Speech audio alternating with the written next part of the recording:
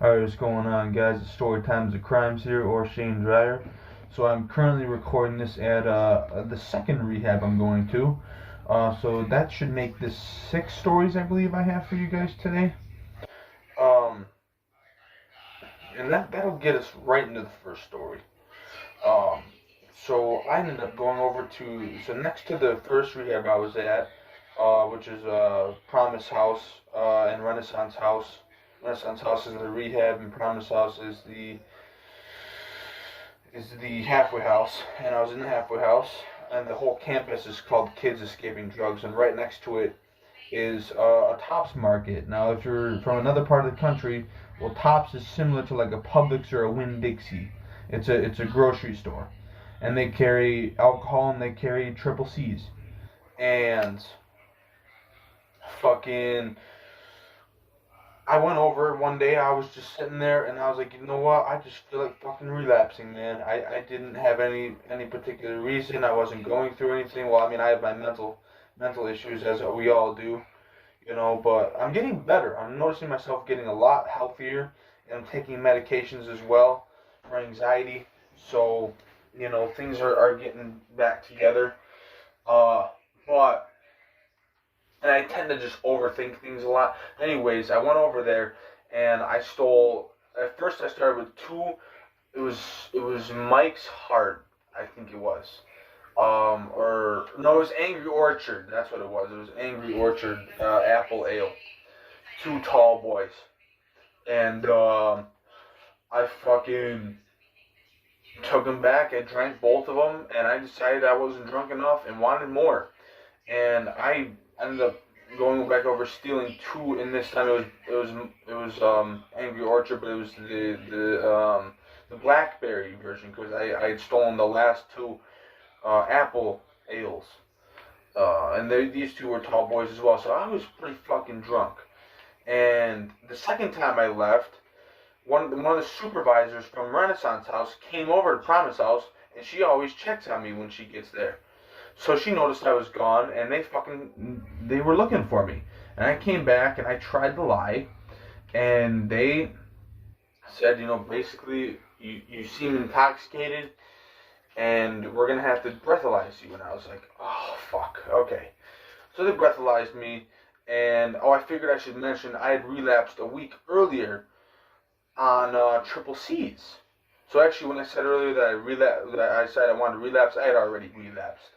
So, but I decided I wanted to use again. So I relapsed on triple C's again, which is DXM, a week earlier. So they decided to kick me out and send me somewhere else. Now, they didn't kick me out right away, but I actually decided to leave.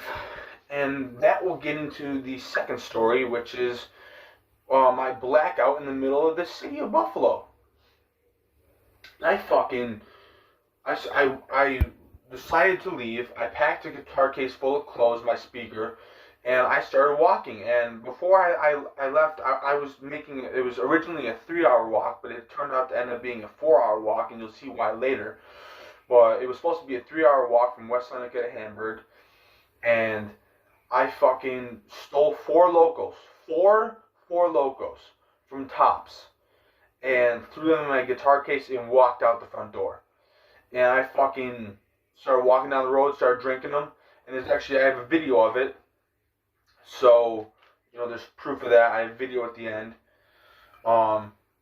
and I just fucking started drinking them, and I got drunk, and I don't remember where. I ended up actually passing my dad's house, right before I blacked out, but I actually blacked out in the middle of the fucking city, and next thing I know, I'm in the hospital, strapped down to a bed, throwing up blood all over myself because I drank that much, and the cops were all around me, and I was like, oh, fuck. And eventually, I sobered up, and they brought me to the regular area where they keep all the sick people, and the cops were gone, and I'm so shocked that they didn't fucking arrest me for what I did, because apparently, according to the police report, I had heard later from somebody who I'm acquainted with, who has a lot of knowledge in the computer system, can look things up, found out that according to the police records, I had gone into a mom and pop shop, completely trashed, and tried to steal even more alcohol while I was blacked out. So I had, the only thing on my mind even while I was blacked out was getting fucking drunk, which is why I need help and why I'm trying to get sober, because alcohol is fucking awful.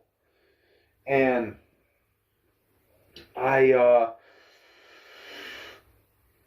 and apparently I was very combative. I was very resistant towards arrest, but they must have known I was blacked out drunk, so they didn't fucking shoot me, thank God.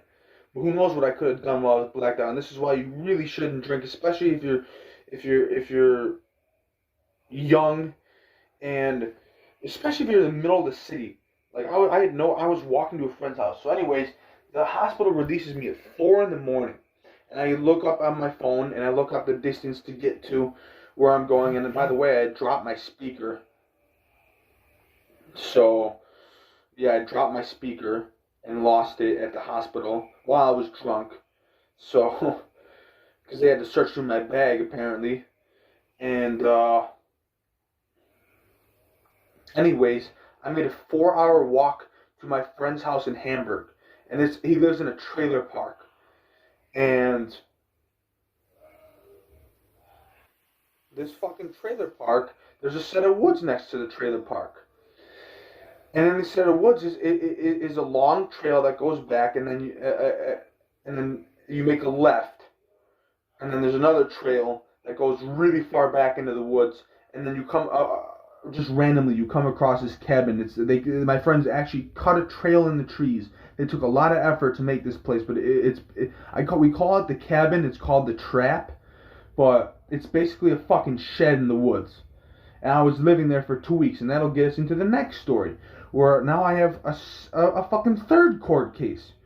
Where now I'm going to court because I fucking went to Tops, and I did it 2 times previously and got away with it, but they must have checked the inventory and then checked the cameras and saw my ugly face, because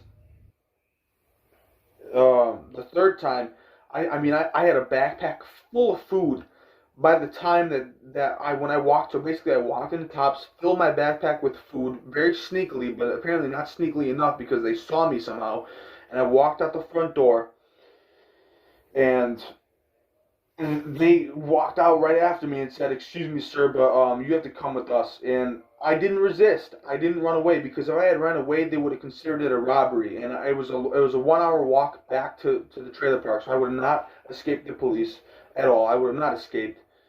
And they called the cops, and the cops came, and they charged me with a Class A misdemeanor.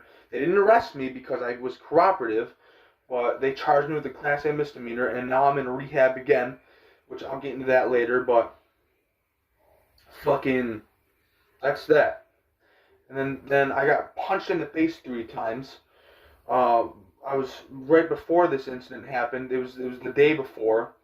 It was nighttime, and I was hanging out with this kid. His name starts with a K, and we got into his sister's car and went to Tops, and I tried to steal some beer, and we got caught there. But they didn't call the police. The people were just like, put the beer back, and whatever, and you have like 10 seconds to get out of the store before we call the police.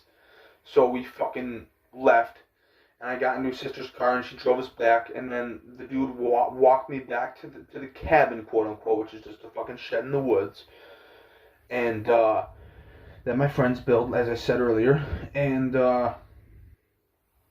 we fucking were walking, and I asked him for a cigarette, and he just turned and fucking punched me right in the face, and then he punched me again, and then he punched me a fucking 3rd time. And because I was friends with this dude, I didn't punch him back. But he was like, "Why don't you punch me? Why don't you punch me?" I'm like, because I fucking deserved it. I fucking deserved it. I could have gotten all 3 of us arrested.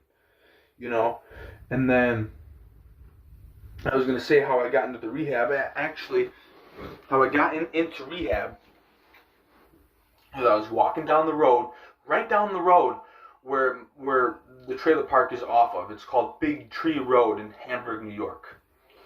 and fucking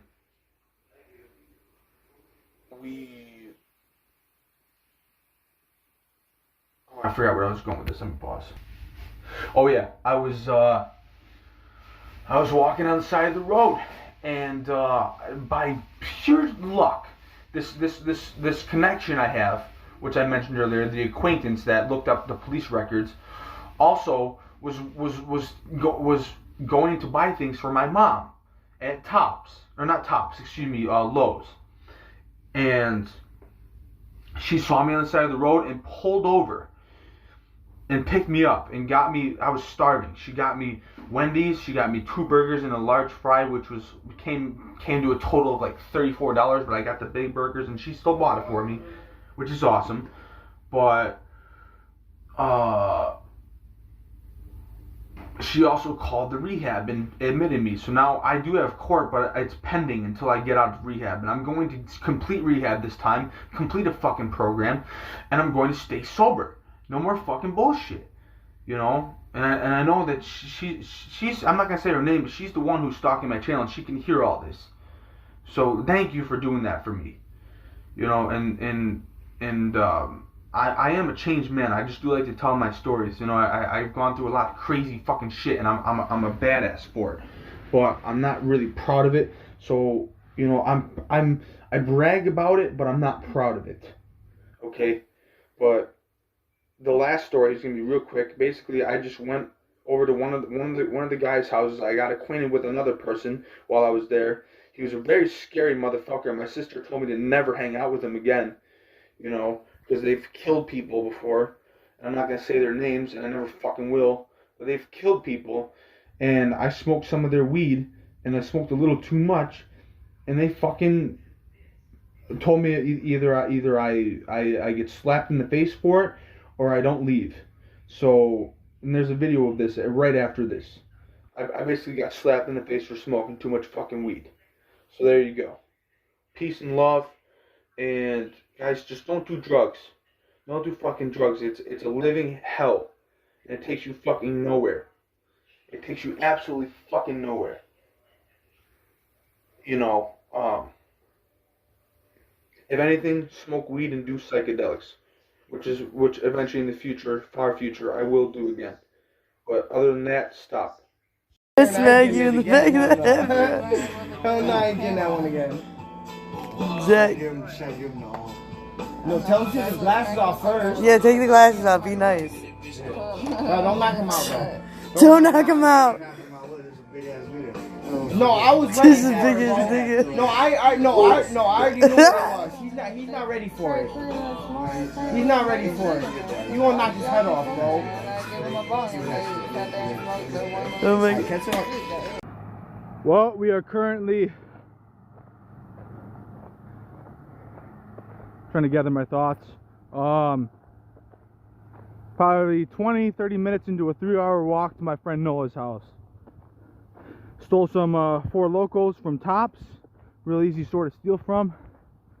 And I'm gonna get drunk on the way there. I got this is 1 4 Loco, and I got 3 more in my guitar case that I'm carrying. So this is the Shane Dryer Chronicles. We're starting a new life.